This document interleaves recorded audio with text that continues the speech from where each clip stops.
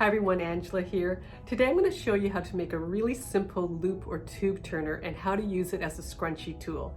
And if you don't have these materials, I'll show you some of the things that you just might have around the house. The first tube turner we'll make is made from two pieces. The first one is made from these pre-cut plastic irrigation tubes. I bought these from Bunnings and they come in a pack of 10. They're pre-cut to 30 centimeters or 12 inches long. Next, I need a skinny tube. I bought these misting tubes also from Bunnings, but they're quite long in length. So I need to cut them down a bit. We want it to be about 4 or 5 inches longer than the first tube. To shorten the tube, I just use this misting tube cutter. All you need to do is squeeze it open, place the tube at the desired length, and then just squeeze it shut to cut it. Here I have a fabric tube that's ready for turning. Insert the wider tube between the fabric and leave about 2 inches of fabric over the end. Now take the skinnier tube and push the fabric into the wider tube. Once the fabric comes out at the other end, just pull it all out and it's ready for pressing. If you have a fabric tube that's a lot wider, all that fabric is not going to fit between the two tubes. The fabric will be stuck at the top, and all you need to do is just pull the fabric over the skinny tube.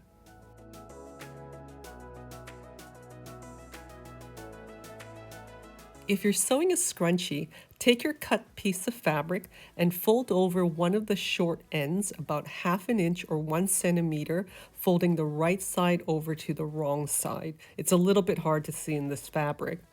And then put the right sides together, matching it at the top fold to stitch along the long edge. Use a 3/8 of an inch or 1 centimeter seam allowance.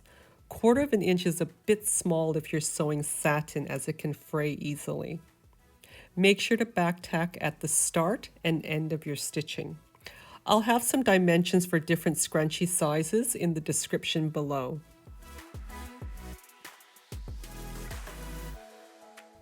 For the second tube turner, I'm using these really inexpensive black plastic curtain rod finials.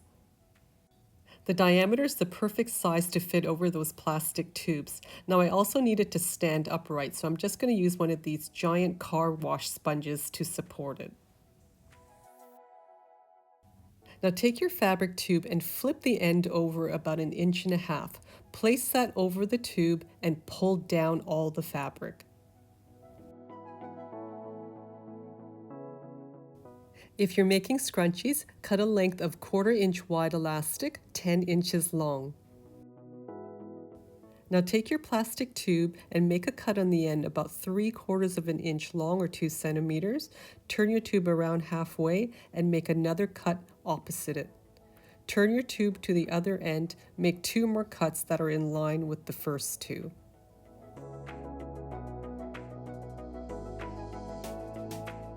Now take your elastic and place it between the top 2 cuts and give it a tug so it's nice and snug. Then place the other end of the elastic in the bottom 2 cuts. Then cap it off with the finial and place it back into the sponge base. Now turn your scrunchie inside out, and while the fabric's all scrunched up, hold it in your hand and remove the elastic from the ends of the tube. Slide the tube out of the scrunchie and then tie the 2 ends of the elastic into a knot like a balloon. Now it's ready to be sewn closed. To close the scrunchie, place the raw end into the folded end about 1/2 inch. Line up the seams at the bottom and push all the seam allowances on the folded side towards the back. It's a bit easier to do this way. Check that the folded edges are nice and flat on the front and back. And if you have a brand label, this is when you can slip it in here. Start by back tacking and just use your fingers to feel that the underneath layer is in the same position, and back tack again at the end of your stitching. And there's your finished scrunchie. For tube turner number 3, I've got a length of 1/2 inch or 12 millimeter pine dowel. I'm going to cut it down to an 18-inch length. You can make it longer or shorter if you like. For the base, you can use anything you like, but I actually found this coat hook that screws into a wall. And because it has a round, flat surface, I thought it'd be perfect for the base. With the screw already in it, I can easily attach it to the dowel. For the top of the dowel, we need something completely round, so I'm using this little wooden craft bead. The diameter is just slightly wider than the dowel, and I'll attach it with the screw.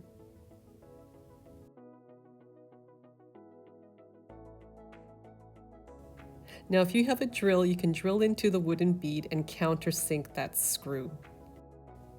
If you're just turning tubes, flip the end of your tube, place it over the bead, and pull your fabric down.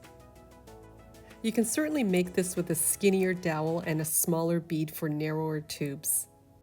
If you're enjoying this video so far, please like, subscribe, and turn on all of your notifications. Watch till the very end of the video because I have more tube turners to show you. Leave a comment below and let me know how you turn your tubes. Next, we're going to need a couple of very small screw eyes. These are 5/8 of an inch or 15 millimeters. We'll place one about 2 inches up from the bottom of the dowel. And for the other one, we'll go straight up from the bottom one, and we'll place this about an inch below the top of the dowel. Use some needle nose pliers to tighten up the screw. Open up the eye part just a little bit, and then turn the screw so that opening is facing up. Now do the same thing at the bottom. Tighten it up, open it up a little bit, but this time that opening should face down. Now take your elastic and pull on that top hook until the hook pierces through. Pull your elastic down and do the same thing. Pull up onto the hook until it pierces through.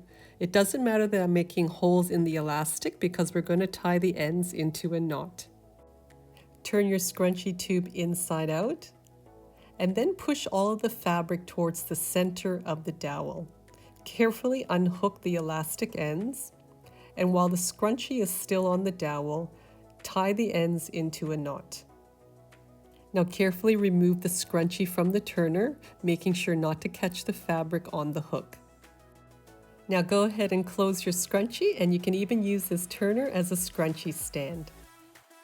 Now, if you can't find something like this for the base, but you happen to have a spare paper towel holder, just remove that center bar and screw the wooden dowel to this base, and it'll be nice and sturdy. Tube turner number 4. Now this is a similar paper towel holder with the flat top. This top is no good for turning, but you could glue that round plastic finial to it. Again, you can remove the center bar from the bottom and attach the wooden dowel to this base. What's nice about this paper towel holder is that it has a really skinny arm with a perfect metal ball on top, so it's really easy to turn loops on it. To make a scrunchie, just thread your long bodkin, feed the elastic through the fabric, tie your knot, and you can slide that scrunchie off that metal arm really easily.